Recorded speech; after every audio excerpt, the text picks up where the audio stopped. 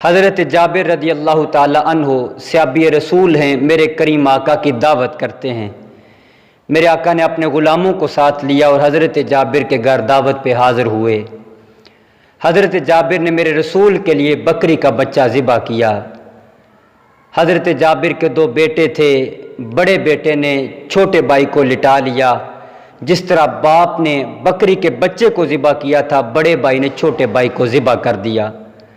ماں کو خبر ہوتی ہے، والدین سے اولاد کا دکھ نہیں دیکھا جاتا، سکھ پتران دی ڈاڈی ہوندی، اتے آکھن لوک سیانے، اے میوہ نبیاں بھی منگیا کر کر عذر بہانے۔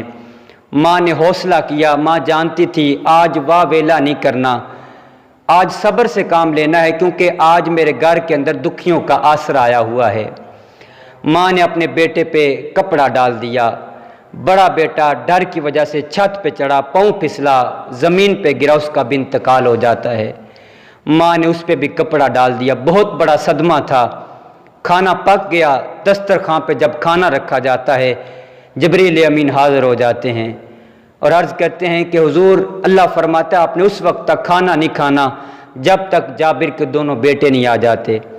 میرے آقا نے فرمایا جابر تمہارے بیٹے کدھر ہیں، ان کو تو بلاؤ۔ حضرت جابر عرض کرتے ہیں حضور میں ابھی بلاتا ہوں۔ بیگم کے پاس حاضر ہوئے اور کہنے لگے کہ بیٹے کدھر ہیں۔ بیگم کی آنکھوں میں آنسو آ گئے، بچوں کے پاس لے گئی، اوپر سے کپڑا ہٹایا، دیکھا کہ دونوں بیٹوں کا تو انتقال ہو چکا ہے۔